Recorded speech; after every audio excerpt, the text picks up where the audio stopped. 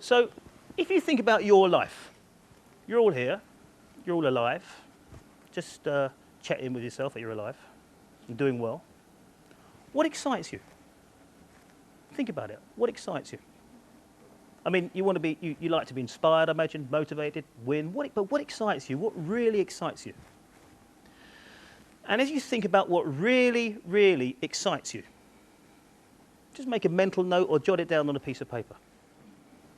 And that could be the little things in life, like sitting in your garden on a Saturday morning enjoying the flowers you've planted. It could be walking in the park with your loved one or child or children. It could be going to work. It could be going to church. What excites you? Anyone will tell me what it really excites you? Tell me, I'd like to hear these things. Tell me what excites you. That looks good. I can see, some of you looking good. I mean, thank you. Anyone else want to tell me what excites you? Perfect performance in athletics. The perfect. Alex says the perfect performance. So what is the perfect performance, Alex? Winning, the cheers, the adulation, knowing that you've just all that 8 weeks, 12 weeks have all come to fruition. What sort of athletics do you do? Ultimate fighting. Okay, so he does ultimate fighting, so I'll keep on the right side of him. Because I've seen this. My son loves this. He's 19 and he's studied martial arts. When I go in, and believe me, this ultimate fighting, I mean, it is ultimate. When you watch it, so you train.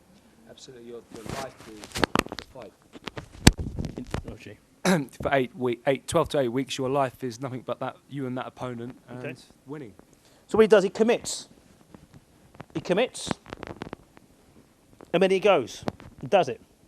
So what else? So that's one thing, martial arts or ultimate fighting. What else excites you? Absolutely. So Ina says embarking on new opportunities. What else excites you? People. Very good. Yeah, people, she says. What else excites you? Kids. Brilliant. Music. Beautiful. Let's hear it. Huh? Life itself. Do you know what? You lot are great. Last night I had a bunch of Brummies. Birmingham. Anyone from Birmingham here? Lovely people. And they were great people. They gave us wonderful feedback at the end. Really brilliant feedback. They gave us fantastic feedback. But for the participation, maybe it was just a quiet evening up there. So I said, what excites you? What excites you? And they were excited. So anyway, it's good to have some participation. What else excites you?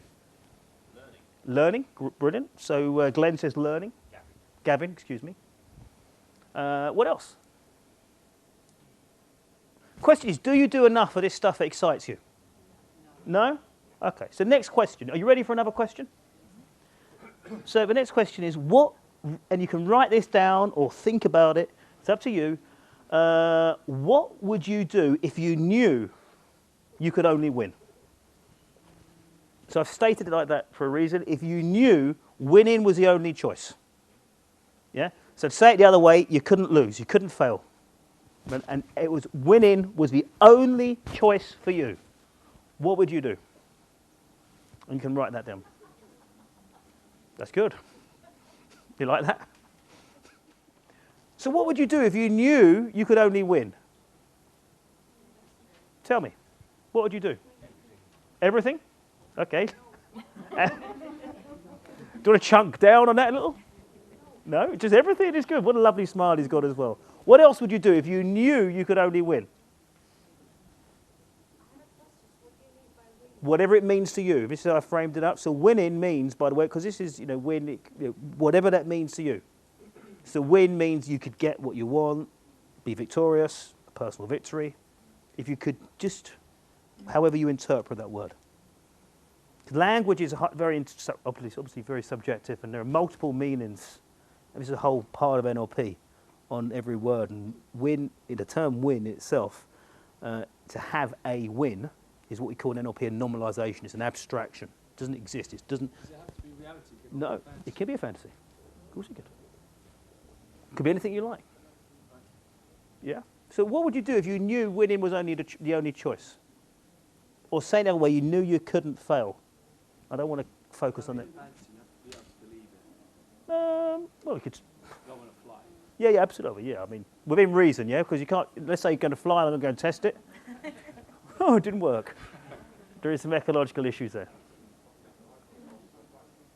So if you think about these things, you know, and the reason why we got in NLP, neuro-linguistic programming, language is its middle name. There's a whole series of questions that you can have, or as a coaches, our job is to ask questions that cause people to start thinking a little bit about their choices and options. Because out there in this big wide world, there is the if only brigade. Have you ever met these gang of people? The if only I could do this, if only I could do that, if only I could do this. And you say to them, well, what's stopping you? Oh, what's stopping me? Oh, I had a tough upbringing. Yeah? And? What's stopping me? Oh, I don't know. Do you meet these? The if only brigade. And every now and again, I mean, you know, I'm talking tongue in cheek here, you know. We're all a member of that if only brigade sometimes, aren't we? If only I could do this. Or the wishers. I wish it could be different. I wish. Now think about the linguistic distinction in I wish, I want,